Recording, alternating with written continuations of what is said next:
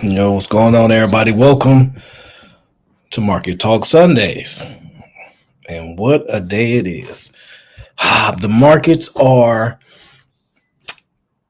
pretty much in the red for pretty much the last 4, 5, 6 weeks, whatever it was.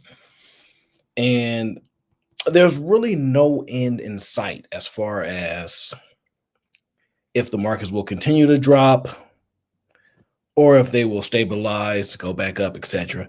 Nobody really knows the answer in the short term.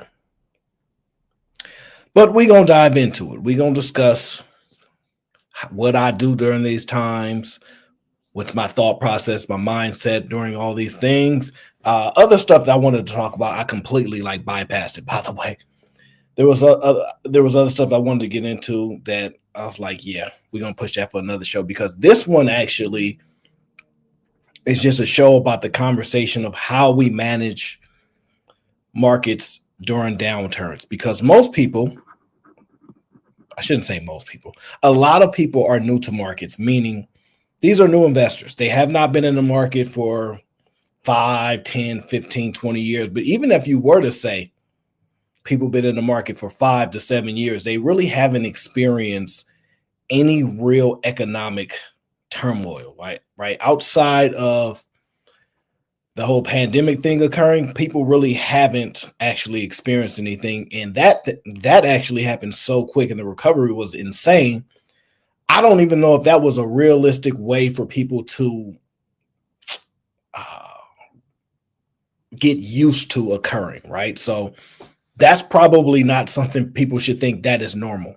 And we're going to talk a little bit about normal, the new normal, and things like that, right? So market's down, correction territory over 10%. That's what a correction is. Anytime the markets drop from wherever their highs are, drop 10%, and especially in a short span, basically about a month at this point, that is correction territory. And that could mean a multitude of different things, right? It could mean that the market is just correcting itself. People overbought because, as you know, mass hype gets people excited. So when people are excited, they buy. And when people are fearful, they tend to sell, right? And the market tends to follow people's emotions in the short term. And then it follows its actual process over the long term, right? So in the short term, everything we've been seeing is red. And why is this? There's a couple different reasons. But I think the main reason is the political atmosphere, right? KG, what up? He says, I wouldn't be down if it went a little bit more. It sounds good, right? Because I actually would have that mentality too. Like, oh, yeah, man, I don't care if the markets go down. It's cool. This is what I was ready for, right? That's what I said when I was first getting started out, right? And with that, what happen is your psychology actually gets tested, right? So right now we're getting tested at high rates, man. Like, your psychology is getting tested, right? Because what do people supposed to do as opposed to what they actually do? And we'll just tell you what people actually do. You're supposed to buy low, sell high. And what that means is, when other people are not interested, when the market isn't rallying behind, the so-called pundits isn't supporting this particular company, but you seen something, you understood something, like, oh yeah, no, they just not paying no attention to this, but this definitely gonna make some money, and you jump in and you sit 6 months, a year, 2 years maybe. And then, of course, we have what we call a rotation, right? And so what that means is, whatever sentiment is currently, there tends to be a market rotation to adjust to that sentiment, right? And we'll discuss what that currently is in just a moment. But most of us don't do that. When the market goes down, KG be like, I think I'm going to hold this $20 a little bit longer. I was going to give it out. We just hold this 20 a little bit longer. Let me just wait and see. We play the wait and see game, right?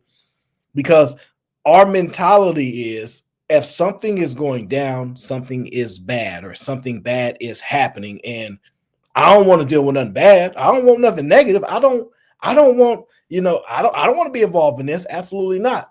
We want to, winners People love winners, right? Your football team, if it's trash, you know how you normally be walking with your chest out after your team win a playoff game? Like, yeah.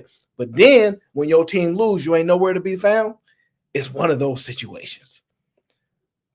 We love winners. Peter the Investor, what's going on, brothers? Good to see you. People love winners. And so the same thing happened when the market's going up. Oh, Nvidia flying through the roof.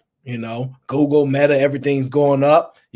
All these stocks is doing well. Well, I might as well go in and see what I can do with it because everything must be going well. But when stuff goes down, the psychology says buy because it's going down, buy. But no, we don't do that. We actually do a wait and see. So how many of you are actually using this current condition of the market as an opportunity to so-called dollar cost average or continue to buy in, right? How many of you are actually actively doing that? All you have to do is put a 1 in the chat. If you just put a 1 in the chat, say, I'm doing it. Yep. Or how many of you are on the fence? Exactly what I described. On a wait and see method, right? Oh, no, we got to wait. I'm not sure what's going on. I'm not sure how this is going to turn out. Because remember, we are emotionally attached to this money and our emotions are being swayed, right? So I think a lot of people are in those positions of a wait and see game. And part of the reason why is if you have any experience in the markets, a correction can easily go to a full-blown market crash. Or we could be in a stalemate for the next 6 months where the market just trades sideways, right? Most people can't predict where it's going to go. Let's just be honest, right? But I can predict what most people are going to do. And as crazy as it is, it takes a whole lot of money to move the market. So most of us ain't really moving the market. Y'all ever bought a stock and was like, dang, I just bought it and the stock went immediately down and you thought it was you? It wasn't you. It was not you. You know how like every time I buy something, it goes down. It ain't you. I know it feel like it. It has to be me because every time I buy, I go, no. It takes a whole lot of volume to get the stock to move even just a little bit, let alone to go down after you spend your $200. Yeah, that ain't how it works. There must be much higher volumes in order for that to happen. So just know, anytime price goes down, it ain't you. It ain't you doing that, okay? I just want you to know that. And so fighting our psychology is what we're going to do now.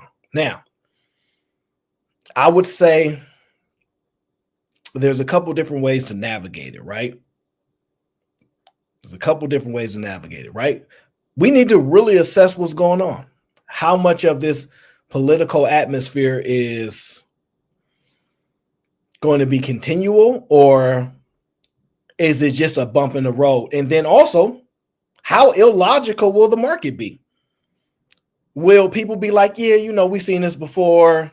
It went down, but it's going to go back up because that, people believe that, or people be like, this really the one. And so I've been experiencing high volumes of customers in the sense of there's a higher level of fear amongst people because of geopolitical atmosphere, right? And some people are 50, 60, 70 years old. I don't think I got any subscribers that's 70, but if you in your 50s, 60s, you probably didn't experience something where either your parents talked about it, your grandparents talked about it, and their experience was this happened when this happened and history repeats itself, right? And so that may be weighing on your decision-making now. And a lot of us have not experienced this time. It's been a long time since we had this type of experience where we're knowledgeable or we're at least awake to what's going on in the markets. Most people ain't never participated. So when you've never participated, you don't pay much attention to it, right? Now when you look at the Deere company and you see those tractors and you see those cranes and you see all the machinery, you be thinking like, somebody making some money. There's a project going on. Oh, okay. They buying this. Okay. Now you're paying more attention to it because now you know market capitalization, $150 billion. And you're like, oh, okay. Dang, that's a big company. So, now you're over here assessing things in real time, the things that we should have been doing that our minds were turned off to. Okay. I don't really operate in high levels of fear when it comes to investing, partly because I have a good sense of my greed, lack thereof, my tolerance, risk tolerance exception. So I don't tend to worry too much. And part of the ways I do that is I do keep a good amount of reserves on hand to pretty much weather any type of downturn, right? And I know there's just logically a lot of things that if this happens, I can pivot to this. If this happens, I pivot to that. Most people don't have any type of strategies or anything prepared if a situation occurs, or if you are a TSA agent and you ain't got paid in a couple of months. Shout out to the TSA agents. But when you don't pay people, they don't want to work. If you don't pay people, they don't want to work. Just the facts. And we've read many times, you guys have heard it before. I don't even think the numbers are super accurate, but like 80% of society cannot even make it for the next 3 weeks without a paycheck, right? So when you think about it like that, if you cannot prepare for 2 weeks, I'm going to be kind. I'm going to say 1 month. I can't do these memes. Look, if you can't prepare for 1 month, why would I trust your abilities or your assessment on things that take 6 months, 1 year, 3 years, 5 years to materialize? Think about that. You got people that can't even make it past 2 to 3 weeks or a month without their whole world caving in. Now, the question that you need to be asking yourself and be honest with yourself, you ain't got to lie to me. How much time you got if they stop your paycheck from coming in? Just be honest with yourself. Say, I probably got like a couple months in me, 2-3 months. I ain't like everybody else. I ain't sitting, I'll be all right for a minute. Really assess that. How much actual time can you go without a paycheck?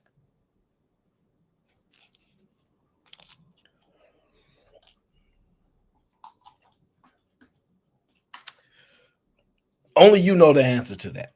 And I'm not going to make you admit the truth, but you need to have a heart-to-heart with yourself. If that time period is less than 3 to 6 months, yeah, you in trouble. I'm just going to be candid with you. You going to be in trouble. You're going to be in trouble. Unless you believe, right? And this is crazy parallel. Unless you believe that your skill set and what you do is so in demand that they specifically need you to do it. Not the same guy, the same woman, they got the same credentials as you. They specifically need you to do it. You're in trouble.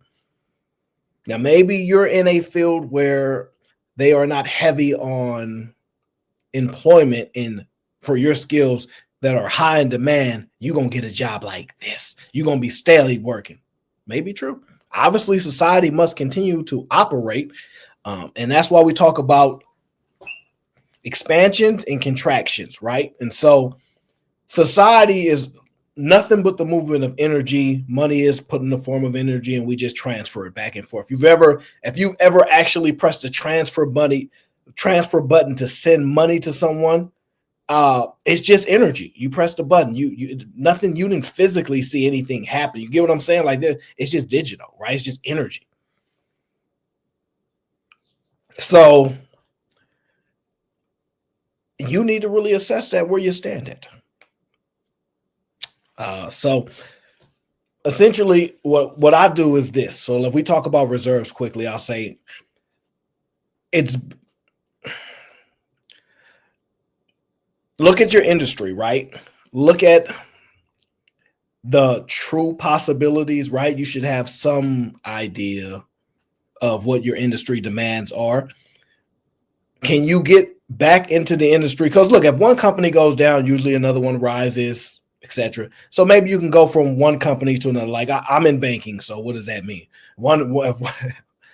There's too big to fail, right? If I go from one company to another one, how long would it take me to acquire another job if my skill sets became available to the market and I just needed something immediate and quick, etc.?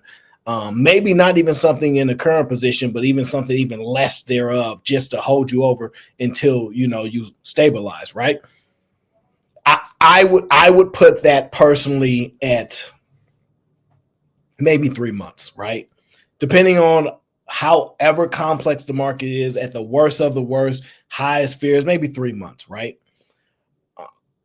Because one thing I found out is people just don't want to work. That's the really interesting. People don't really want to work. Yeah, I'm finding that out a lot. People think that it's all optional. Oh, I don't want to work this job. It's not something I enjoy. You think you got the option to worry about enjoy? Okay, got it. So you got to be realistic with yours. Is yours 6 months? Is it a year? Are you in construction? Or like where's that at? And then you need to have the reserves for that. And then you probably need to have a little bit breathing room for your mental psychology, right? And so anything over about 3-6 months after that, after those reserves, all of the money at that point goes straight to an account. Go straight to an account prepared to be invested, right? So you should be most likely buying companies that you're already invested in, and you're probably adding to positions if you are someone that says, oh yeah, when the market's down, I add to positions. Yeah, I got to see the evidence, right? And then there's some systems in place. This amount goes here, this amount go here, et cetera, right? Hopefully you have some type of idea or strategy around that, right? I have faith. But even though someone told me 85% of people live check to check. Ooh, I really hope that number is not correct. I really hope it is not 85%. That is crazy if it is. Because it's gonna be crazy. Before I jump into this other thing here, this, that, I wanted to talk about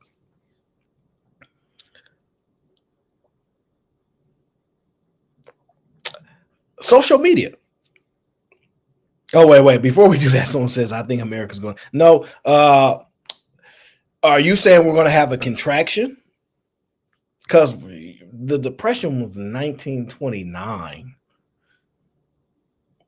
At least the great one. I don't even know if the way society is now, and if we can really have something like that. I'm not trying to be ignorant, right? But we're so technologically advanced, right?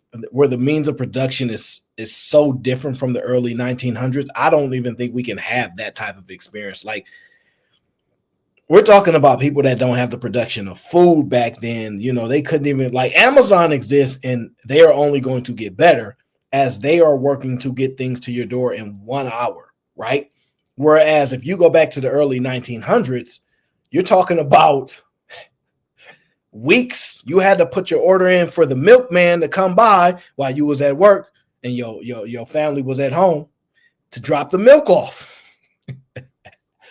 I don't know the milkman joke, but I'm just saying, right? You had to get your orders out like that. So I just don't know if the way our society is constructed, if we can experience something on that level. But I do believe we can experience a high level of mass unemployment and or a freeze in hiring, however you want to view that, right? So it's $200 oil, right? So there's a level for conspiracies and all these different things that could arise, right? So I'm not heavily concerned with any of it, to be honest with you. one thing I'll say for sure, right? I was looking at the heat map, right? I don't need that. I was looking at the heat map, and on that heat map I was looking at, right? I told you guys how you guys can pull up the heat map, right? I did tell y'all that already. I saw a lot of companies in the red, and this is probably the most recent one that I've reviewed. I saw a lot of companies in the red, and I saw some in the green. And if you can just view here, right? And this is from, I pretty much told you where you guys can get this from a bunch of times, but this is from tradingview.com. So it's a quick resource you can just grab quickly. But you'll see a lot of tech is in the red, right? And you'll see that Walmart there is in the green. You'll see ExxonMobil's in the green. You'll see a couple other. Let me see what we got here. We got. There's only one. Okay, got a couple other companies: Procter & Gamble, Walmart, Target. Basically, what you're seeing is this: financials and tech is getting hammered, and groceries, like we talked about last show, and oil is up or maintaining, right? Because I told you, if this happens, groceries are going to shoot through the roof because people are going to panic. That's what we do. And that's going to shoot them up in the short term. And of course, obviously, if prices go up, these oil companies are shooting up as well, right? So what is one to do? Is one to follow suit and say, yeah, I'm going to go get them oil companies too? Or is it too late? I don't know. You have to be the judge of that, right? Is it too late? Is it a good time to get into the oil companies, or has the rotation happened before you made the adjustment, right? Similar to groceries, right? Is it good to jump in, or is it like, man, I should have jumped in before all this? I saw the. You have to make that decision, right? But what I see is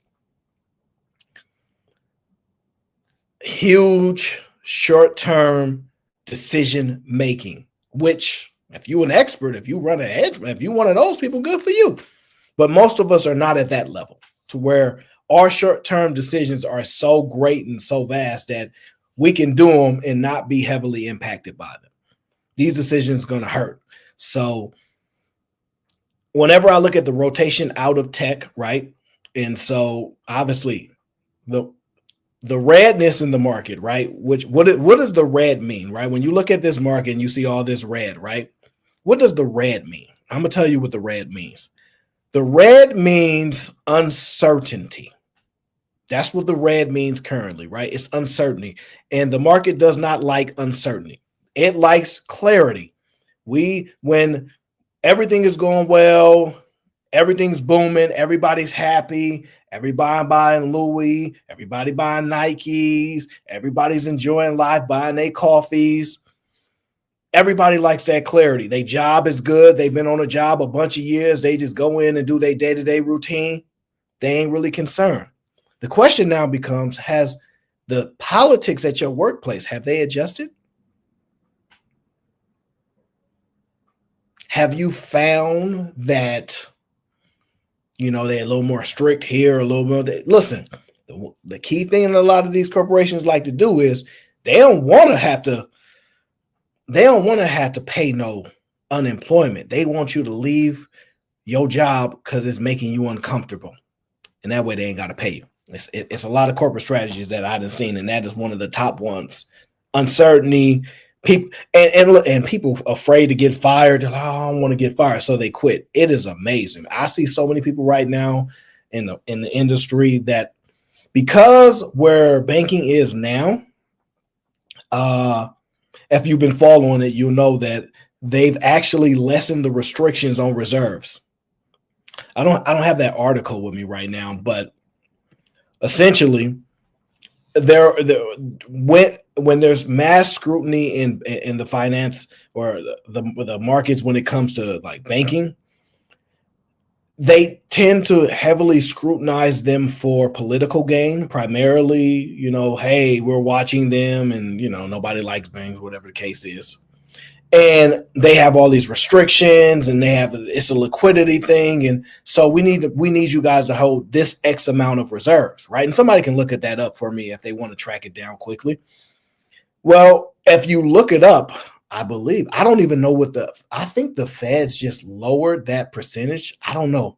It's close to zero now. I forget the number. I'm gonna find it for probably next show. But now the banks don't have to hold as much reserves on hand for liquidity issues as the Fed wanted them to do initially, right? And this is supposed to free up lending, right? Because when you have the banks being restricted as far as how much money they have to have on hand to prepare for situations, they run stress tests, right? So they run all these scenarios, and they stress test them.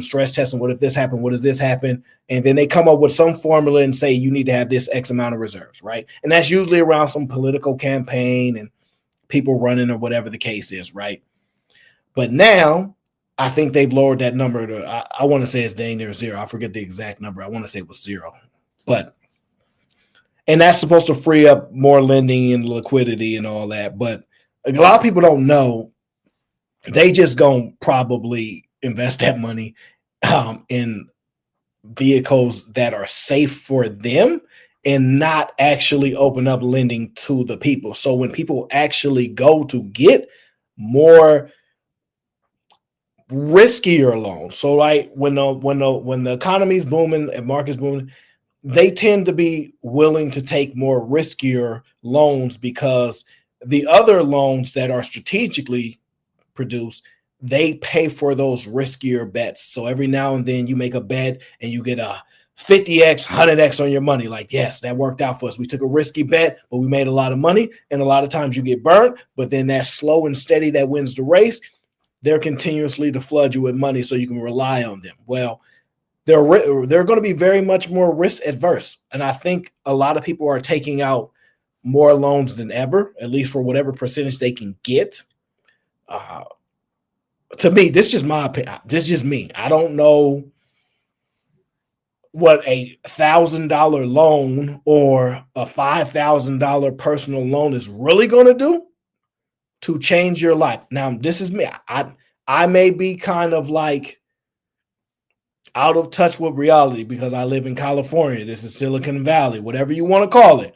I don't know what that's going to do. It might buy you a month or two, maybe. Plus that interest going to compound. I don't know what that's going to really do. So I don't know how they're calculating those percentages of continuous lending people, but that's the circumstance. So when all this is arising, this is what you have done. So I don't think they're going to lend that money to people. That's just me. I do think they'll lend, but I want to say the less riskier situations are going to be prioritized at a higher level. They're not going to take the risks that they were taking before. So that's just what I see happening in that short term, right? So that's probably what you got to do. So I've been looking at a bunch of companies and I'm like, whew, this might be good. So remember we talked a lot about agents. Salesforce, they have this huge mega tall building in San Francisco, probably a couple of them. And they have been getting hammered. Their stock is like really, really getting hammered. And I don't know if it's justified. So I've just been researching their business model. And here's something free for all you lazy people, right? Now, this is not an extreme breakdown, but what you could do, right, is if you have ChatGPT or if you have Claude, right, and I have both of them, and what I do is I ask them the same questions, right? So I think earlier I was listening to a video about Zillow, right? Because I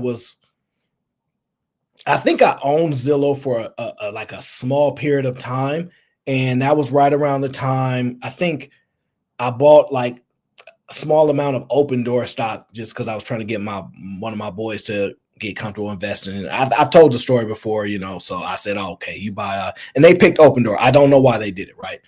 But Open Door was whatever. It's kind of like an online platform that buys and sells homes, and they have some formulas and all that. But long story short, Zillow was in that space as well, and I love Zillow. And I was looking at it, and I'm like, what is the next? When I'm assessing the business, one thing, the one thing that I'm looking for is two, right? Where is the current business at, and where could it go? So I'm looking at Zillow, and I'm like, I use Zillow. I know y'all be on Zillow talking about, man, I'm gonna buy me a house out in South Dakota, man. They only want $80,000 for that. I turn that into a rental. I'll be good. I know y'all be on Zillow, and I know it's just a huge level of data collection, right? And then because I'm a Meta investor, because I'm a Alphabet investor, one thing that I do understand when it comes to consumers is that advertising business is mega huge, because people tend to buy from people that they like and or know of. There are a lot of great people, a lot of great companies, a lot of great sports players that nobody knows who they are, so they don't have the fame or the notoriety, right?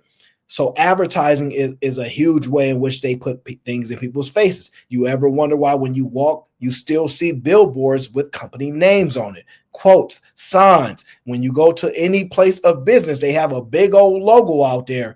That is advertising. You can see it from a block away, et cetera, right? So I understand that part about advertising, right? And then I understand the salespeople part of it. And so I'm looking at Zillow, and I'm like, they have an insane amount of users. And then they have the people that are shy, that don't want to say how much money that they make to another human being, right? So, for example, a lot of people want to buy something. They want to know what they qualify for, but they don't really want to go to somebody and be like, hey, and when they're assessing your financial situation, they will ask you these questions. Now, I would say you're going to have to get over that, because you never know what you don't know, and you never know what other tools you can access until you actually have those conversations.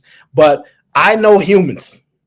I'm not like the greatest human behaviorist of the life, but I have a very simplistic understanding of them on a low level, and that's enough for me to take advantage of it monetarily to benefit. Because remember, my rule is just get a little bit. Just get a little bit. The grocery Target concept is y'all go in there, stand in line, and purchase things. How do you get on the other side of the register, right? And then you can conceptually create that however that sounds to you, right? But just a little bit here and a little bit there and a little bit here and a little bit there, and it just counts up over time.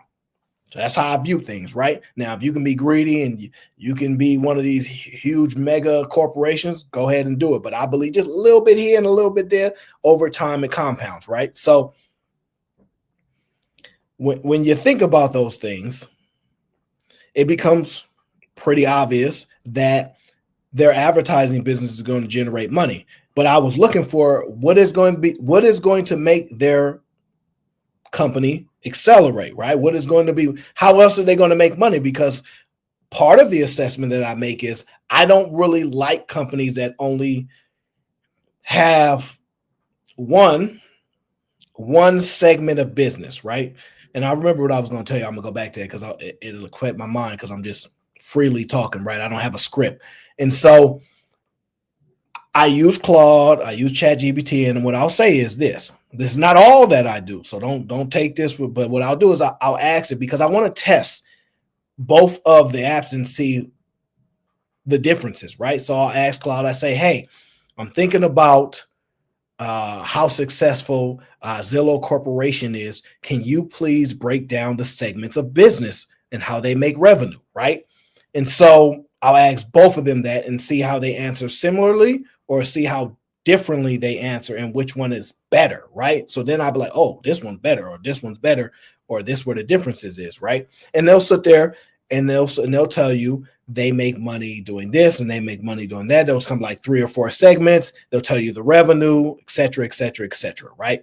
So I'm at the time, this is years ago when I'm looking at Zillow, because one, I don't want to say, this is probably when everybody's sequestering their homes, right?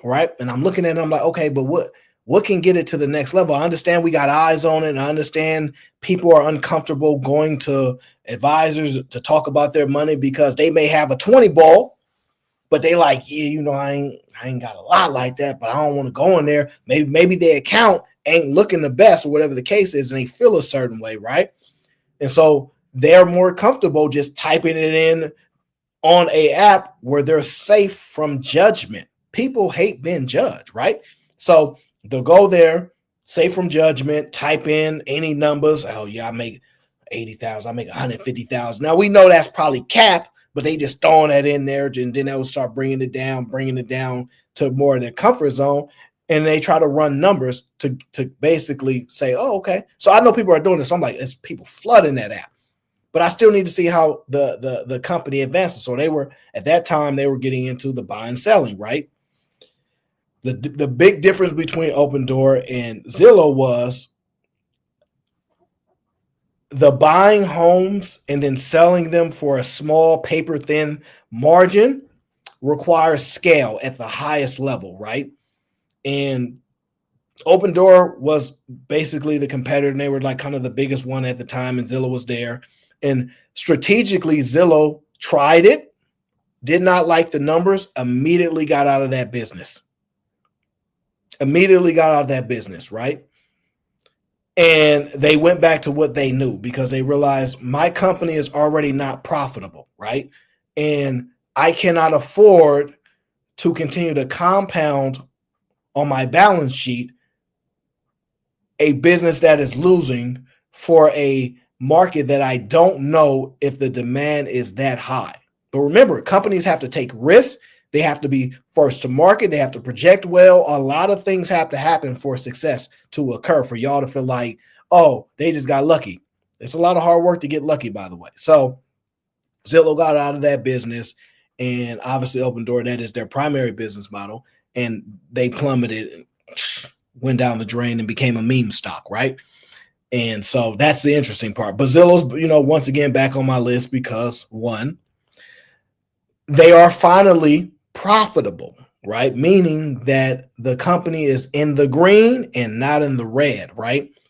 And I really, really like the stickiness of their business model, the stickiness of their app, the interface, how AI can help scale certain aspects of it. So it's starting to become very, very intriguing to me, although that's not enough to sell me on it, right? It's starting to raise its intrigue. It's those margins that always make the difference for me, right? Where I'm like, how much room we got to play, right? Like, if I got $100 bill and somebody take $99 from me, I'm like, damn, that's going to hurt. You took $99, only got $1 more. But if I got $100 bill and you get me for $10 and I still got 90 left, I feel a little bit better. I'm like, you know what? You keep that 10, charge it to the game, right? I kind of look at the margins like that, right? How much room we got to play with, right? And they're just paper thin in that company right now. And I'm still waiting on their ability to expand their margins, and the ways that you can get margin expansion is one, the stickiness of the product, the demand for the product, and all of that ties into pricing power. Really, what's up? What up? So that all ties into pricing power. And if you don't have pricing power, then I do worry, right? So because today is just just that talk today. If you're assessing your company, right, and you're saying, hey, I'm looking over my portfolio, I'm trying to see which companies cannot thrive or sustain in a downturn, meaning this is what a downturn means. A contraction has happened, meaning that the amount of flowing of money is slowing down. So the reason why you don't tend to see people get certain information is because there's a fear that when we give you this information, you'll freeze, you'll pause, you'll get worried. You get what I'm saying? And because there's fear of you worrying, that slows down the market. I want you to all just to understand this. Money is nothing but energy and movement. And if you don't realize every time you buy something, you add money to somebody else's balance sheets, they have liabilities, they have employees, those employees, all it is, it's just a bunch of money moving all the time. And the issue happens when people stop moving. This is when people say, I don't want to buy nothing, I want to hold.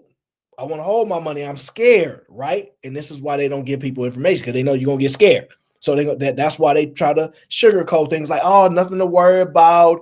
We'll be out of here in 6 weeks. This is not going to last for months on months, and it's not going to be that way because, one, it makes people nervous, in turn makes markets nervous. Markets, in turn, have an impact on the economy. They don't trade in a alignment, but they impact one another. Market is forward thinking, right? They're projecting. The society has a current aspect about how currently is we moving this money, how currently is you going to McDonald's, etc. All of this stuff adds up, right? And so because I understand that most people are still operating in an emotional response when it comes to this, that now I have to look at companies, because these companies ain't going to stop working. They just, production may fall, right? And what that means is if production falls, right, that means profitability will tend to take a hit unless two things can happen. One, you have an insanely in-demand product and your margins are so great that you have pricing power. So for example, I'm gonna just give you a company that we all know. Netflix is raising their prices. Netflix is raising their prices, okay? It's a sticky, and we're going to talk about the gas in just a moment. We're going to talk about the gas price in just a moment. It's a sticky business model, right? Because in downturns and contractions, right, what do people tend to do? One, they spend less. However, alcohol consumption goes up. It goes up in those type of moments for whatever reasons that they may exist. We don't know why. It is what it is, right? And entertainment, it doesn't falter very much. Like the NFL, we ain't not watching the games on Sunday because we don't like our current circumstances in life. We're going to still watch the game because we need that moment to, help the time pass by, because dealing with your own thoughts and being alone with yourself is a place that most people don't like, right? I have a strong belief that most people don't like themselves, right? And they don't like the person that they see in the mirror, right? And I use that because I think about myself and I think about me growing up, and I'm like, dang, I really didn't like myself that much. I'm not proud of myself. I didn't have a high level of confidence. I was always mentally strong though. And listen, the environment will do that to you, right? And so because of that, right, I'm assessing, knowing that people don't like what they see in the mirror. Like I love being by myself. It's a great time. I get a chance to go through my thoughts, assess things, play things out in my mind, hear my mind think when it's silent around. Just hear how those thoughts in my mind. A lot of people don't like that. A lot of people cannot be alone in their thoughts. And so they need constant entertainment. You get what I'm saying? So that's where social media comes in. That's where sports comes in. This is why the Disneys, the Netflixes, the Turner Sport, all of these companies, the Fox Sport, pay so much money to these sports companies, because they know if they tie their company to sports, they can then send ads your way. Oh, you watching the game? Yeah, you're watching now on ABC. That's advertising. Like get my logo up on that screen. You get what I'm saying? So because I understand all these things, I now can put myself in a position to find out how can I benefit off of that. Now, there's still a bunch of other factors. You still need to develop other things, right? You still need to develop what Warren Buffett will call your circle of competence, right? And what that means is you need to know what you do know well, and don't beat yourself up so much because you don't know everything else. I'm not great at everything, right? And so sometimes you feel like, dang, I can't do math that good. I can't do science that good. I'm good at PE though. You give me out on the PE. And you don't want to focus so much on PE because you're like, yeah, but I mean, I'm supposed to be good at that. So you focus on your flaws, right? I have a better understanding of my circle of competence, right? And so I focus on things that I understand well, and I go, I'm gonna stay there. I don't need to go through every single business that exists and be like, yeah, I understand how to break down this business. And I can't understand every business model that exists. Some of it just don't make no sense to me. I don't know how some businesses still around with the business model that they have, but I do understand that one. I do understand that business. I understand. I understand. Okay, got it. I understand this. Tie this in. Understand geographically. Boom. Start tying a few things here and there. I'm like, okay, I got it. Once you get all of that, now you kind of somewhat master yourself, right? That's another hard problem, right? Because we're never mastered because we're constantly evolving and changing, hopefully elevating, right? But you start to master yourself. You master your thoughts. You start to master how you know, like, okay, you calm, like a bunch of different things that we get that I've learned to develop over time, right? So that's all I do. It's all I do. And then I look at a business, I break it down with what makes sense on the small end. Okay, let me look at the revenue. Let me look at the balance sheets, all these things. Let me look at the CEO. Let me look at the board. Let me see what other boards that they sitting on. Okay, now let me see the segments of business. Let me see what's sticky. Pricing power is what we were discussing, right? And so because I understand Netflix has pricing power, I look for high margin businesses. If I can find something that has a strong brand, that has high margin business, that tells me when the contraction happens, when the market is going down, they can lower their prices to compete and push other people out of business while still maintaining enough in the green to continue to fund operations. Pay attention to that. If you're in a paper thin margin business like restaurants, not high end restaurants, not high end fashion, right? Where they have unlimited margins. When you go somewhere, how come this steak costs so much? Because it's at my restaurant. It's at my restaurant. I charge $250 and I bring it out with a candle and some sparkly things, and you're gonna pay because this is my spot. And Draymond Green was here and Steph was here. I had all the celebrities here. You see him on the wall with me. Pay that $250. Now, yes, people tend to pull back on spending. However, because their margins are so high, if I just get one person to do it, I can survive a week on that. So now, while I was striving with 5, 6 people a week, my margin's so good. One person, I just got to get one person. And that's when salespeople come in. That's where branding comes in. That's where people that are in denial of what's going on comes in. I'm still going to the restaurants. You know, dang well, you afraid your credit card might decline, but you still going. You see what I'm saying? So all of this stuff adds up, right? So I look for high margin business, and I look for people that have sticky brands, sticky products, and they have the ability to fluctuate those downturns, because sometimes prices will go down a little bit and then they'll spike back up. You see that in some areas, right? So I look for those things, right? And that's why, to me, social media is such a great area to have a level of dominance, because for you to start streaming on Twitch, it don't cost you much. Even your streaming software, all these things, that's a part to operate business. I ain't gonna go much more expanding than that, but that's a cost to operate business. There's a thing called the tax code, right? So what I'm saying is, once you buy the computer, it's like a one-time purchase. You get the internet, now you own. Now you got to have your skill set to build an audience, to connect with people, et cetera, right? And that's like, this is why the whole AI thing is so scary, because it's like, dang, they just buy one robot or something, and that's one purchase, one time. So all of those things are what's happening, right? So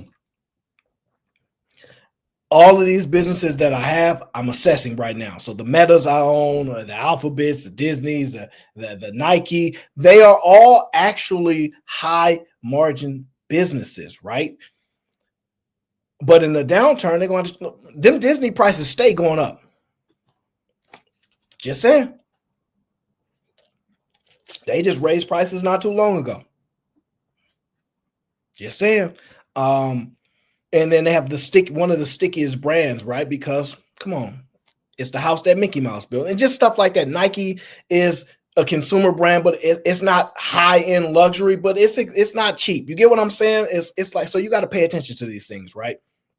Now here's a well, no, I don't want to get like the revenue per employees and stuff like that, because that's just assessing how much money a company makes, right? But like that little stuff like that, I look up. So I did ask like Chat GBT or what was it called, Claude, right? And I asked him. I says, how much money does Amazon make per employee?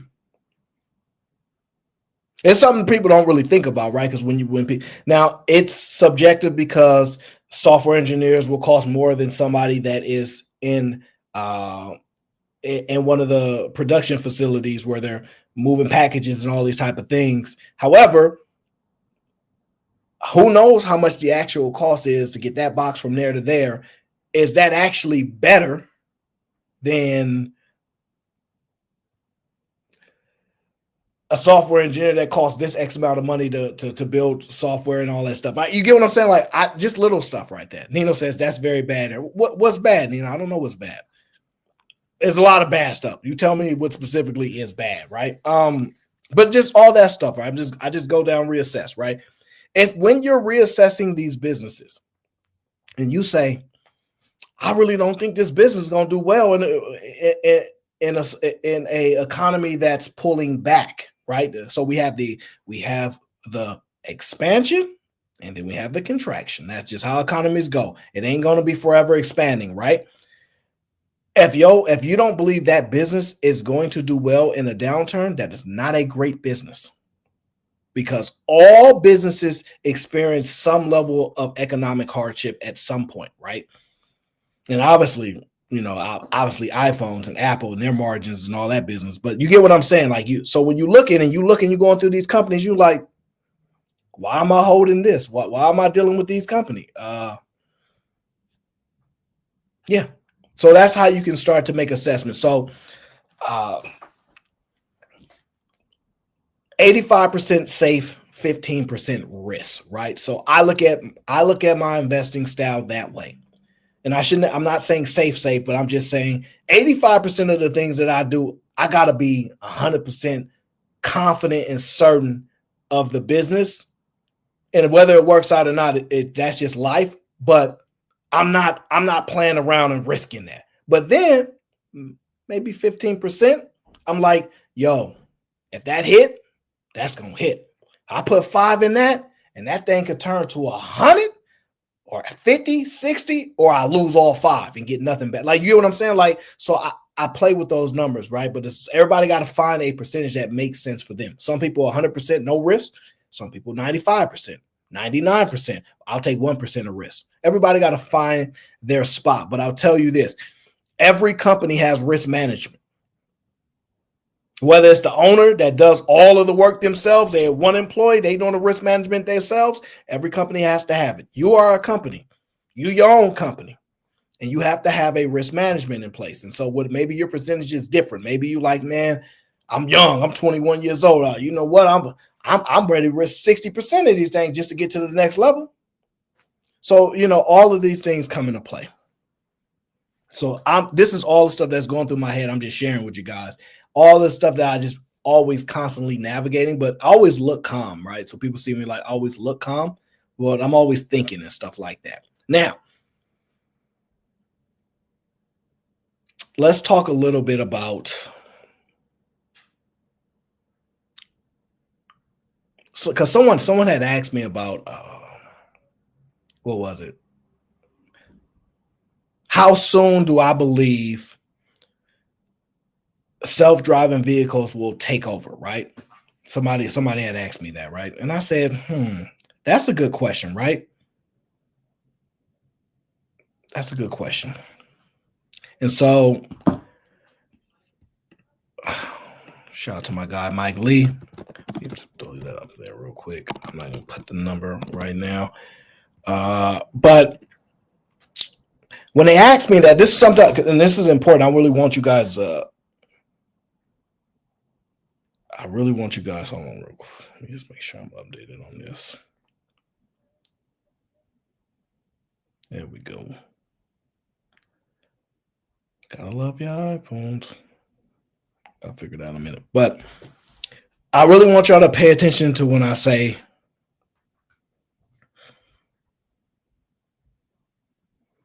we overestimate what we can do in the short term, and we underestimate what you can do in the long term, right? And so what that means is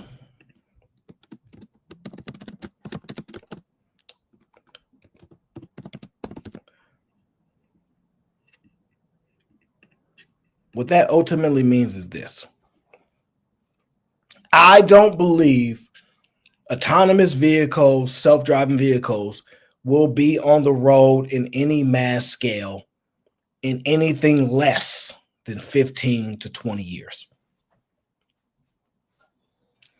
Part of my thesis, part of being involved with Alphabet is that, yes, they have a potential huge revenue driver in self-driving vehicles because there's a lot of one-time costs, right? And so when you're estimating one-time costs outside of maintenance or whatever that may be, whatever the industry standard is, it's all profit after that, right? But I'm not relying on that business to operate. They run the advertising business. They run YouTube. They run a lot of other businesses that make an insane amount of money that if that business does not succeed, I'm not hedging my bets in the hopes that that business is going to be the biggest in the world. That's not how I operate. And I take that mindset in most decisions, right? But I want to talk a little bit about why, because I've heard people say, oh, in 5 years, everything is going to be different. No, it's not. In 5 years, everything is not going to be different. You're overestimating what can be done in the short term. And y'all going to remember this conversation. Talk to your grandkids about it. Talk to your kids about it. Talk to everyone that be freaking out. Oh, man, in a few years. No, it's not going to take a lot longer than a few years. It's going to take a lot longer than a few years, right? And part of that reason is this, right? So for any mass idea to take over at that level, there's a couple things that have to happen. And right now we're talking about autonomous vehicles on the road. And right now, guys, that's less than 1%. It's less than 1% of vehicles on the road. Do you understand what that means?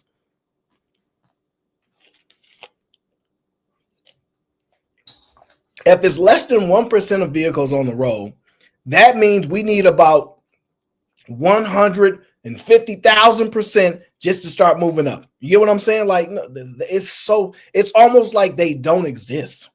Nobody has conversations about things that are less than 1%, except for the less than 1%ers, the bazillionaires. We'll talk about them, but they less than 1%. You get what I'm saying? That's the only time we really talk about less than 1%. That is not a feasible business. One, not a feasible business. Two, not a profitable business. K. Cooper says, I don't see it coming no time soon, maybe 30 years. Honestly, I wouldn't be shocked at that either. I would not be shocked at that either. That's why my whole philosophy doesn't hinge on that success of that vehicle. It's not even close to that, right? Ultimately, what happens is this. The first thing you need to wrap your head around, I'm going to try to overly simplify this so I don't make things too complex, right? For me, not for y'all. For me, I don't want to confuse myself, right? First thing you got to take into understanding is laws, current laws as they currently are applied, and then look at future potential laws and the impacts of those, right? So right now, the laws on autonomous vehicles are extremely strict. It's extremely strict, as it should be. And they'll probably get stricter depending on what other things might occur, right? So you got the laws, number one. Two, now you have the presentation to society, right? So I have this idea. I have what I think is good. Now I have to present it to the people. I present that to the public, right? All of this is contingent upon the current social climates. How people feel about something can change quickly, but it does take some time. So are people rocking with this? And most people are like, nah, I don't want that to happen to me. I want to drive my own. I want to press the gas. Most people ain't feeling that. Okay, how big is the market? Where are my target audience at? You get what I'm saying? All these questions got to be answered. Now, the one thing we do know about California in particular is they tend to be the leaders in a lot of areas, and then the trickle down effect. You can look it up. So we know California is trying to ban ICE vehicles. We know that by a certain year, they're trying to make sure, hey, you cannot produce these anymore. So we know that's law. So now we have the law aspect of things playing in their favor to a degree when it comes to like electric vehicles, hybrids, all these things. And so you're starting to see a trend, right? But remember, that can be rescinded depending on who gets in office and what they're running on. So that's the only time I hate politics, but that's when stuff kind of matters, right? So you have the introduction to society, the climate, what people think about the vehicles, right? Now, once you present it, you have what I call the data aspect now. Now you have to collect data. This is why data is probably the most important component for every single company. All they care about is data. All they care about is data, right? Because data is liquid gold.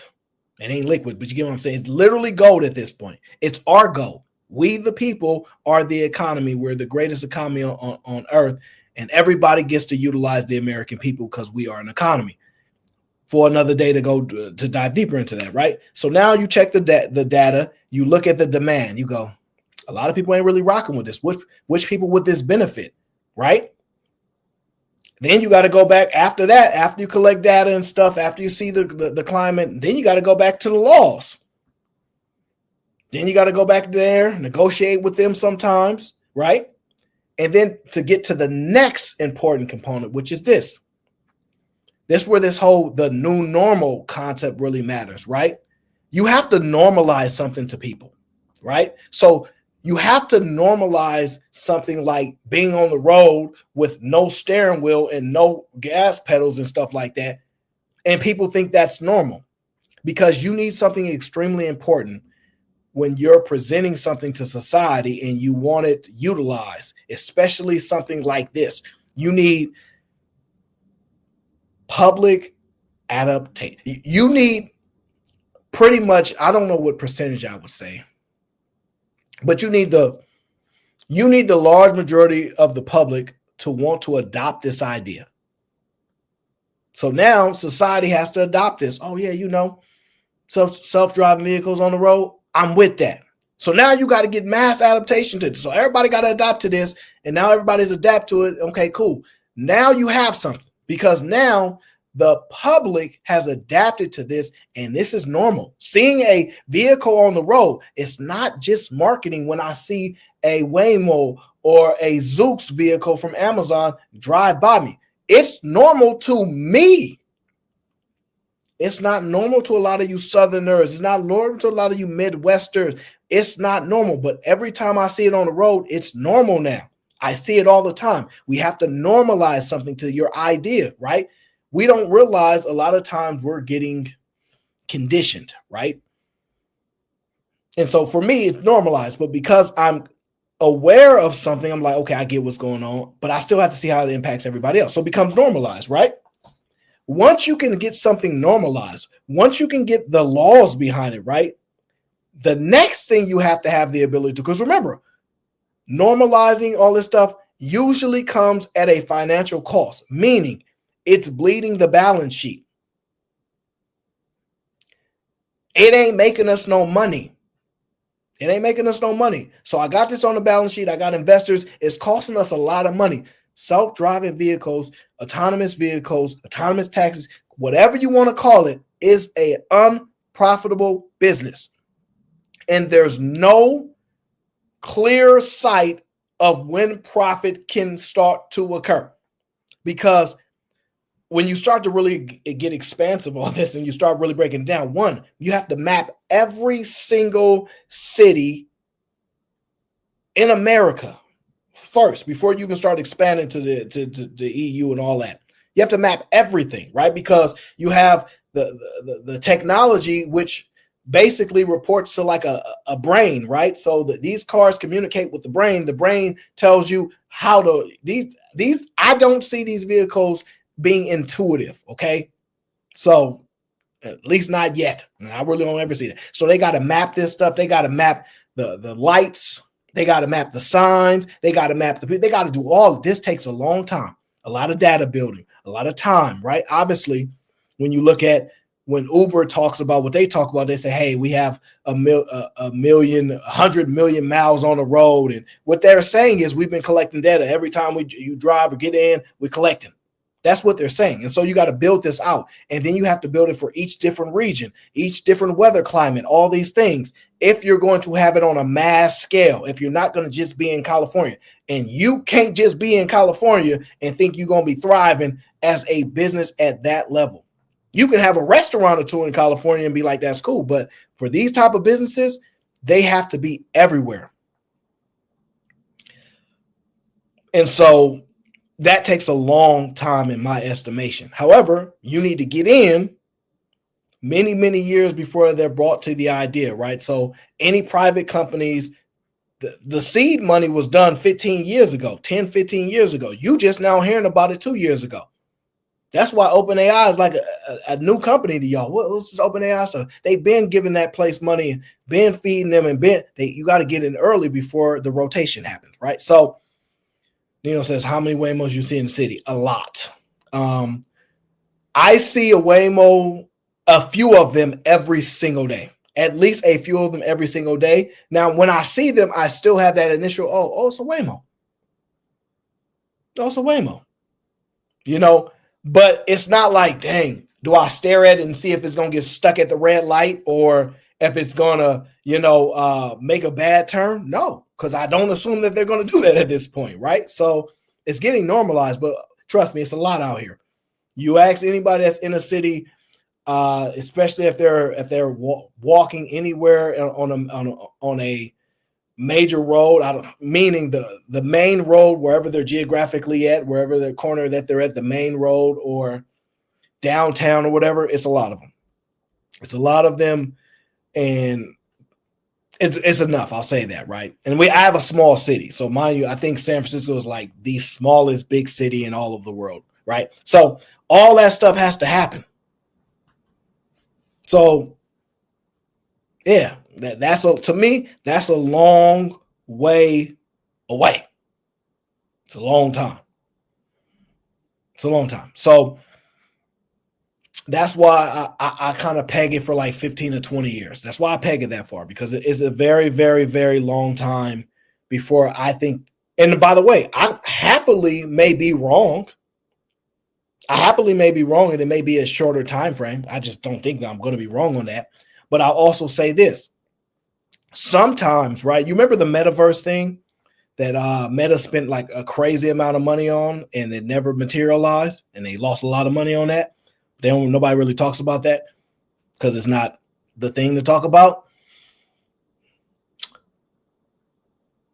It's going to cost a lot of money. Yeah, it costs a lot of money. I'm trying to.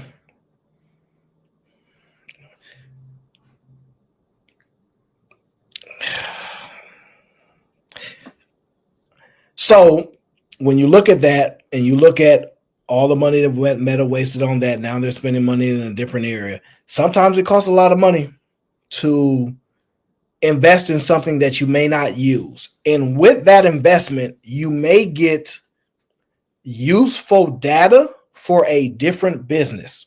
Hey, when I was at Meta, we actually were working on a metaverse and we created these products, but it never took off. However, all the data that we collected, all the IP that we collected during that time is still ours. So if any other type of sub industry gets created and it directly benefits us because we have all this data that we thought we were going to use for this, it actually is transferable to this. They have that. It ain't just $80 billion gone and nothing up to show for it. They have a whole lot of data. They have some products that they have on the back end that could potentially be something. And that's happened a lot of times in a lot of companies where they have something that is just not their time yet. Machine learning is a huge thing. IBM, they were ahead of their time. Honestly, IBM should be the company that I would think would dominate all of this stuff. If y'all go back and just check the history of IBM, you would think they would be the biggest company in the world right now based upon how much they were ahead of the times and how all the stuff that they have going on and figured out, it should have them ahead. And they may do extremely well over time. We don't know, but I'm just saying, I'm just giving you that idea. Now, let's talk about the geopolitical aspect of things, right? Why is the market responding this way? And I'm going to tell you us a couple of reasons. And the main reason that I see is this.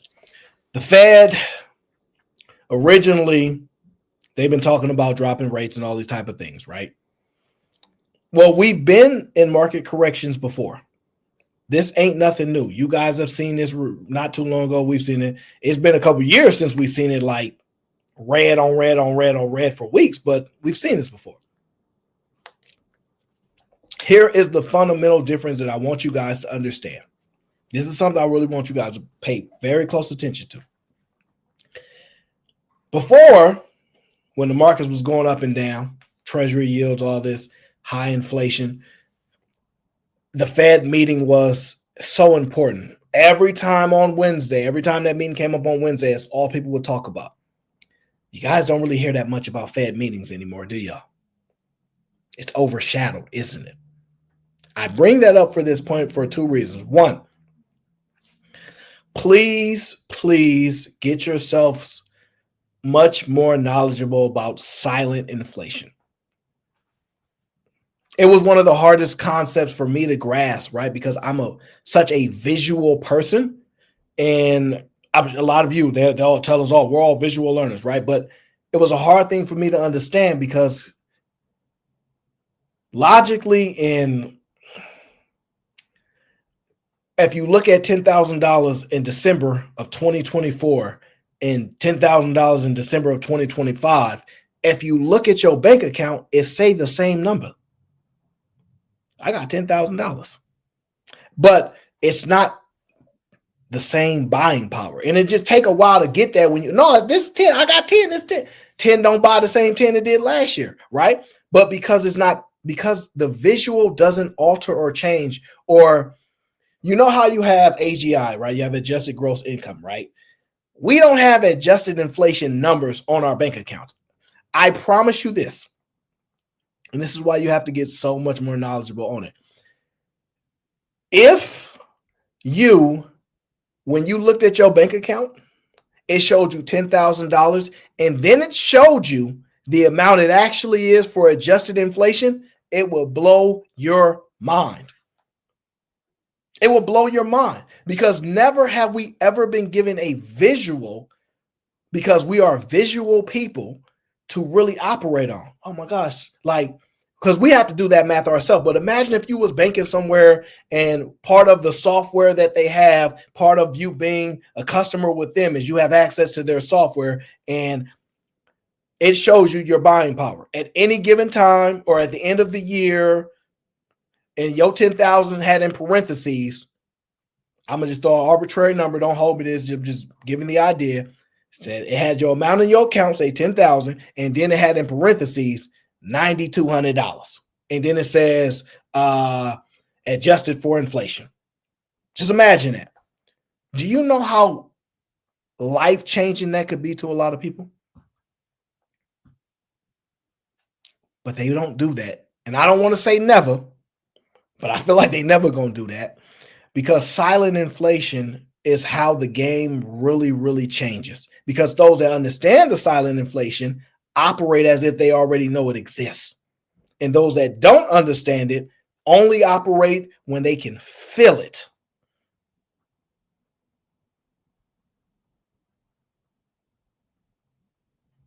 Netflix go up on their prices $1. That don't impact you that much. It's $1, whatever.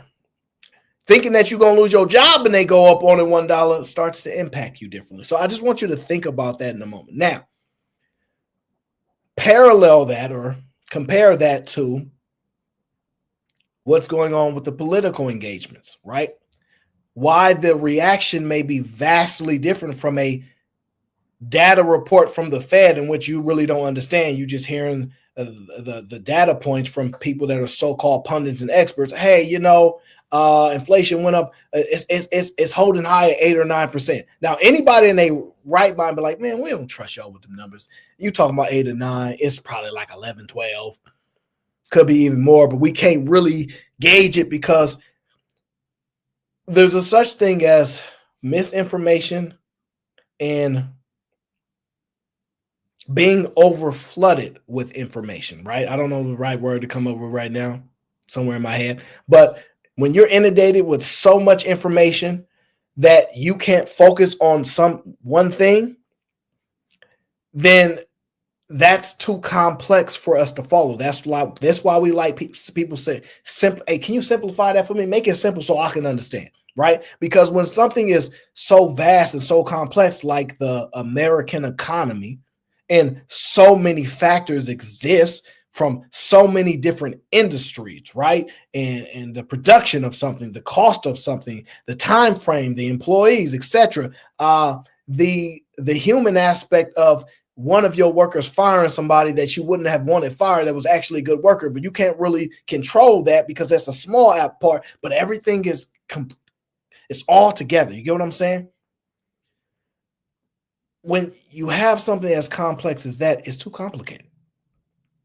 It's too complicated to really break down, so we won't be able to do it.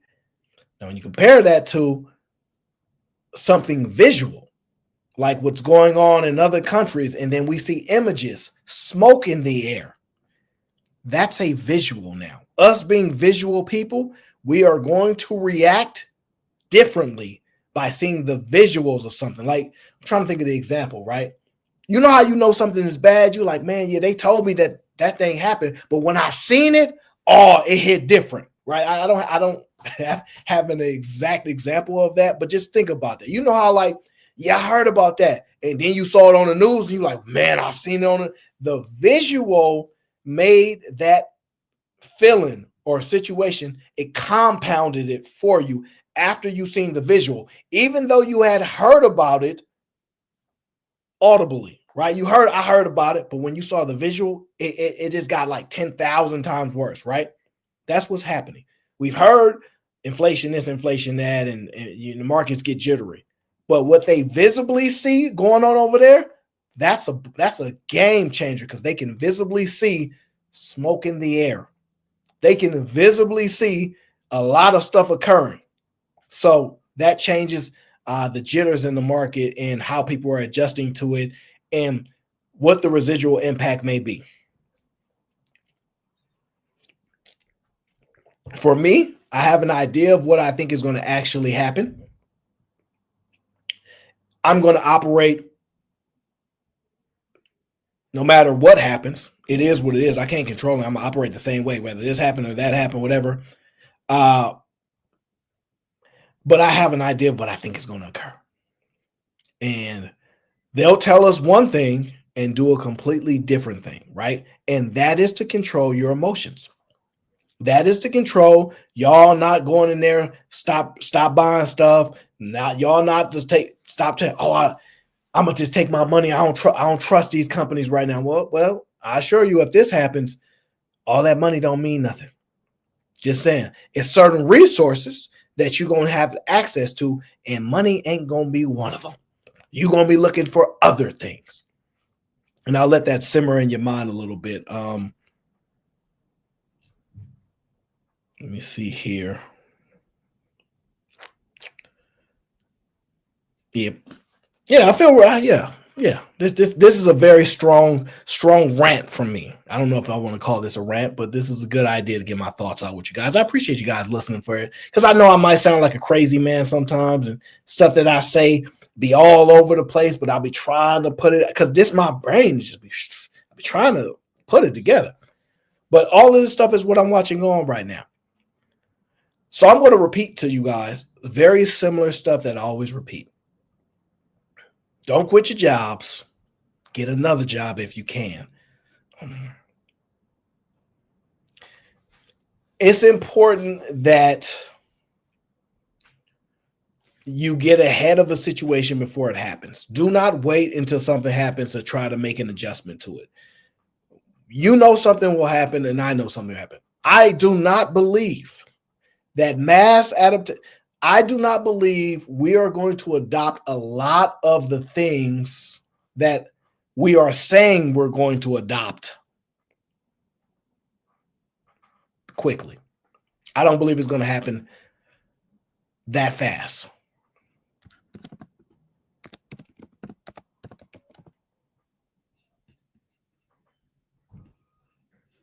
I don't believe it's going to happen that fast.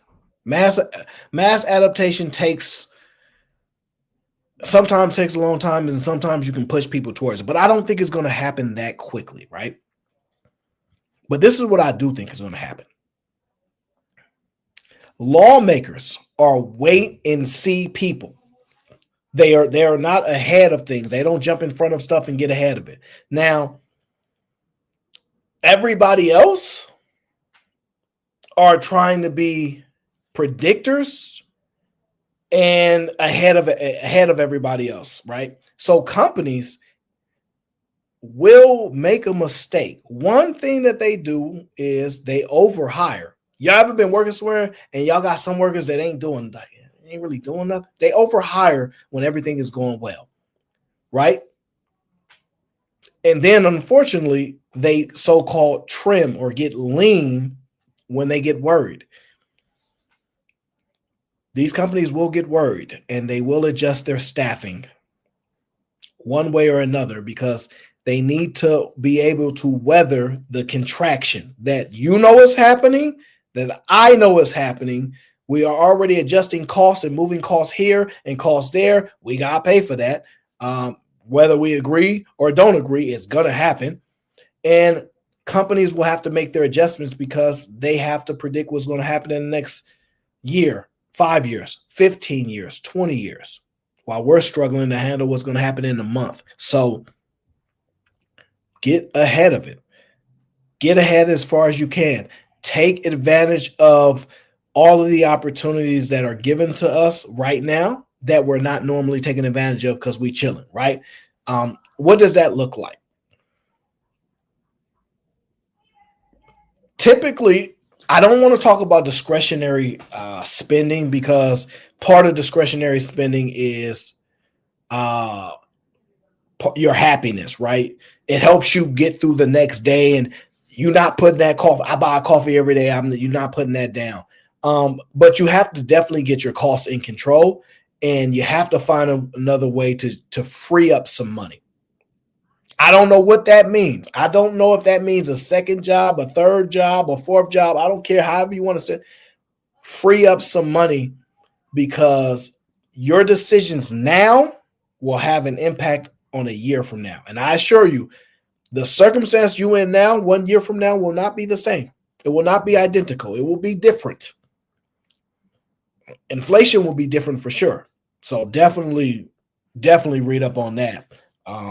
But it's going to, as a matter of fact, yeah, the new normal is a thing, right? So yeah, I'll talk about that before I get up out of here because I do want to talk about the lawsuit between Meta and Google real quick. But the new normal is a thing, right? Because once you get used to something, that we raise. I ain't talking like the debt floor, right? You guys heard economic videos. They say the debt floor and how much trillions we. No. But the normalizing floor will raise. So at some point, the way that gas and oil and everything is spiking up, and let's just say, I don't know, I don't have a car, I can't afford one. Y'all know that. Help a brother out. Maybe one day I can get a car, the dream car, maybe, At some point, if it was $1.25, $4.25 per gallon, whatever it was, y'all can put it in the chat, right? At some point, we're not going back to that number. So, like, you hear people say, man, when my day bread was 25 cents, we ain't never, ever, ever, ever, ever going back to 25-cent bread. The floor has been changed and the new normal exists because we have already accepted That's just how much it's going to cost. That's the new normal. That's just how much it's going to cost. That is the concept that society operates on. We have to create new normals for people. And that's how it works in a lot of different industries. So these oil prices will forever be heightened to some number. Whatever it was originally before all this spiking stuff happened and before the resources became a little more scarce, yeah, these pricing will adjust. So the floor of whatever it was, if it was $1.25, the floor going to be $1.45, $1.30, whatever it was, it ain't going back to what it was. It's going to slightly adjust. And you're going to get used to it, because let me tell you why you're going to get used to it. They're going to condition you. For example, if you paying, and y'all supposed to be helping, why nobody telling me how much this gas is costing, right? Put it in the chat, right? Where all my support at, okay? So if you paying because the prices are spiking because of whatever geopolitical situations, if the prices are spiking and you paying $4.25, I'm just making these arbitrary numbers up. Y'all know, but I don't. And they was, I don't know, $2.25 down in Tennessee. I don't know. I'm just throwing a number out there. And now you paying $4. If you pay that for 6 months, you went from $2.89 to $4. When everything play out and they move all the pieces around the board and you still game goofy and they paying no attention to things, when things finally start to rotate again, meaning, hey, big tech, where the money is, all right, we got to rotate out of big tech. We nervous now. Let's go into something safer. What's doing well? The stock says going up, gas and oil. So let's get those, because we geniuses. We definitely want the stuff that's going up and not the stuff that's going down. Well, when they normalize and get things under control, and you was paying that $2.89, now they saying, I know you've been paying that $4 something for like the last 6 months and it's been hitting you. Well, relief is on the way. We got prices back lower and it's only $3.23. And you like, no, remember, why it ain't going back down to $2.89? Hey, you better be lucky you got this $3.25 now. And you know what you're going to say? Thank you. Because paying that $4.20 was getting me. At least, you know, I kind of got used to paying that $4 something. So now if it's down to $3.25, yeah, I know it used to be $2.89, but that $3.25 is heaven right now. I need that. And now that's the new normal. Now that's your floor. Take that concept into a lot of different things and see how that can help you. Because that's what's going to happen, right? And we start to set the floor everywhere in every industry. Because when you raise prices here, you as a person, human behavior, start to realize, okay, that's just the new normal I'm dealing with now. Oh, now come on, Converge. You got fast feet like me. Now you better stop it. You ain't even got your bus ticket. You don't even know how much a bus ticket costs because you've been driving that Porsche so long, so you don't even know. So point being is, that's how it will work. And when one industry raises prices, now we know y'all used to that. We're going to raise prices a little bit too. Y'all used to it. Hey, look, they getting their money. We need to get ours too. They need their money. We need to get ours too. And so you will start to see a domino effect of those things occurring. You will see a domino effect of those things occurring. The new normal type of concept. Now, real quick, let's talk about the lawsuit that they're calling a landmark case. And the reason I'm talking about it, because I'm impacted by it, right? So Meta, YouTube found negligent in landmark social media addiction case, okay? A jury found the companies harmed a young user with design features that were addictive and led to mental health distress, okay? It says the social media company Meta and the video streaming service YouTube harmed a young user with design features that were addictive and led to mental distress. A jury found on Wednesday a landmark decision could open social media companies to more lawsuits over users' well-being. Meta to pay $4.2 million, YouTube to pay $1.8 million. Okay, now there are other cases. They're saying it's a landmark case because this is the first time they've been able to do this and do that, right? And so not only do we have political aspects that are putting pressure and the rotation of risky money from big tech, which is the safe bets when everything's booming, to different type of things, infrastructure plays and all that and moving. But we also have this downward pressure because of lawsuits and the potential for litigation going to in the future. Does that make me worried as a Meta investor and a Alphabet investor?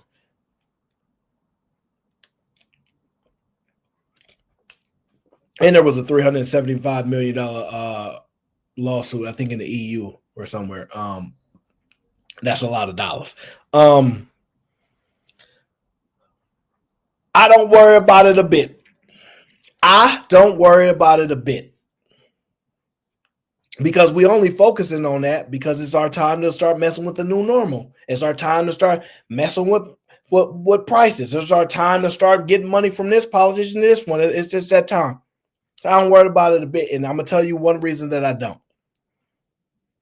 There's an industry. There's a couple industries. There's one industry called big tobacco. It's called big tobacco. There's a huge company that you guys may know under the name Philip Morris. They're not even allowed to have commercials. And that industry still is producing billions and billions and billions every year. We don't really ban nothing. We talk like we want it to happen. But the truth of the matter is, it's your kids that you can't control. Your kids shouldn't be doing nothing that you tell, hey, don't do that. I told you not to do. Y'all mad because you can't tell your kids what to do. Now, one thing Americans like is having a choice. If I want to drink this alcohol, I'm going to drink it. It's my choice. If I want this tobacco, it's my choice. And if I want to scroll down the unlimited scroll, it's my choice because I'm a real man. Yeah. So the way I look at that is very, very simple. One product requires you to purchase them. The other one gives it to you for free. Here, you can use my product for free, no charge. So it's just too many factors. I can't be really worried about it. Yes, it's a precedent for potential litigation in the future, but it's always been that way. To me, it's just another way to funnel millions and millions of dollars from one person to another, somebody that may have influence on things, hint, whatever, right? But I'm not too concerned over the short term because they're advertising business. That business is always going to be booming. I've already broken down to you the power of advertising, why it exists. So I'm not too concerned. And I don't see people not using YouTube anymore. I don't see people not scrolling on the Instagram, the tickety talk anymore. I don't see it. And then the biggest part you got to understand is social media is a gift and a curse. It's a gift and a curse.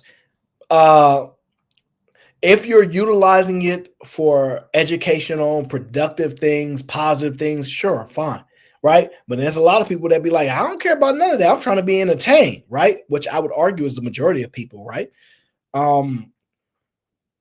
Sad part about it is I don't see that entertainment stopping. I don't see people wanting to stop it. I don't see we being able to hinder the business model from continuously to grow. At this point, all that they have to do is continue to find ways to monetize it without having to charge you per se. As long as we can charge other people for you to watch my product, we good. What do I think about the OF? Personally, I'm not a fan of it.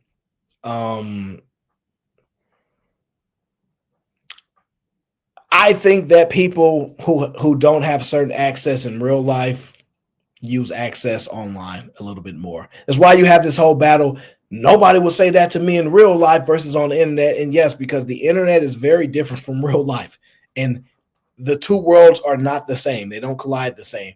And so it's just, I respect people's right to do business. And if you got rich off of it, I didn't have the idea. I didn't get rich off of it.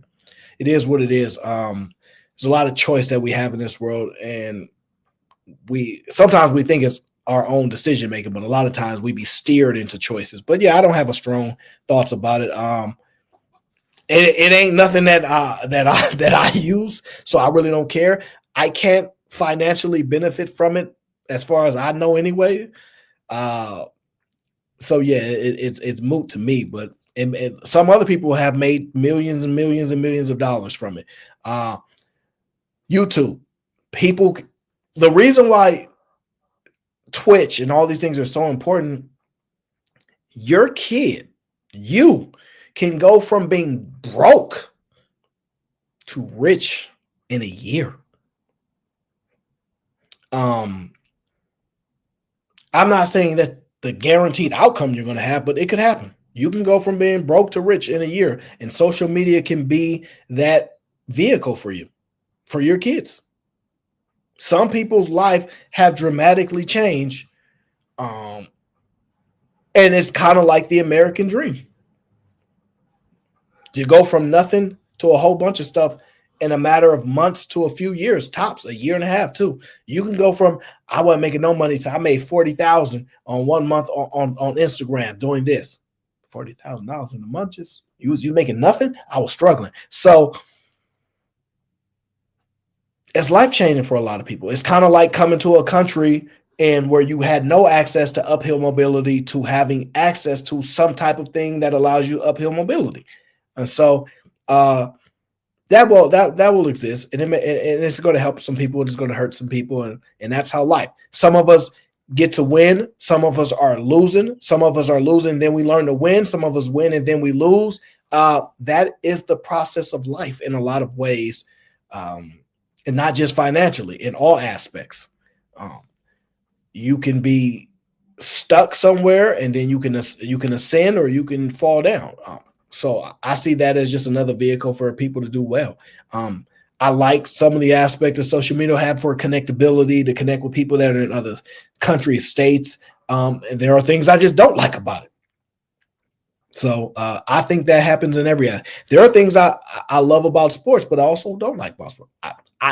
The amount of time that we consume sports, I don't like it. I don't think our productivity as people is better for watching sports. However, I also believe it's so much other wild stuff going on in society that sometimes playing a video game, watching some sports may be just what you need. You got enough problems in this world, and this thing may be the actual benefactor for you. So I'm not the person that can decide if we're right or wrong on those things. I'm the person that's going to look for ways that I'm going to be able to constantly develop, grow each and every day, as far as my mentality, physically, financially, spiritually, and emotionally. Those are all the things that I'm always constantly looking. Hey, where's my mind at? How am I feeling today? Am I good? What am I worried about? What my apprehensions are? How can I work on that? What am I worried about over here? All right, what you gonna do to fix that? All right, hey, I spent too much time just sitting around thinking. Now go do something. Like all that stuff got to balance out. So I just look at that for me. Everybody got to figure out what works for them. But I think collaboratively, as a people, we work the best when we work together. And with that, my people, I shall bid adieu. Okay. I hope you guys enjoyed the show today. This was a lot of fun. I love talking about this kind of stuff. And I'm going to continue to do what we do. You guys continue to show up every Sunday. I'm gonna show up every Sunday. I might throw in a video here and there in the meantime. But I'm just trying to find more ways to stay busy and productive and just continue to develop. And at some point, I'm gonna shock you guys. You're gonna be like, "What? I did not expect that from you." That's what I'm working on. I'm working on that. Just little by little, little by little. Anyway, guys, make sure you leave a like. Make sure or dislike, hey, whichever one you want. You can put a comment, okay? In the comment section, just do this for me if you don't mind. You can just put if you feel more positive about the markets and how you operate in them after these conversations, or do you still feel a little lost? Like, man, I'm still not getting it right. And what that helps you do is it gives you a real time assessment of what is benefiting you and what is not. And then also, hey, bring it up. Let's figure it out. I do believe we can go farther together than we can go by ourselves. But we all got to get on the same page. All right. Anyway, guys, don't quit your day jobs. Get to work. Today's Sunday. I don't know what sports is going on because I ain't watching none. But yeah, I had a good time. Sundays is the best. All right, Grizz, appreciate you. See y'all on the next one. Until then, we gone.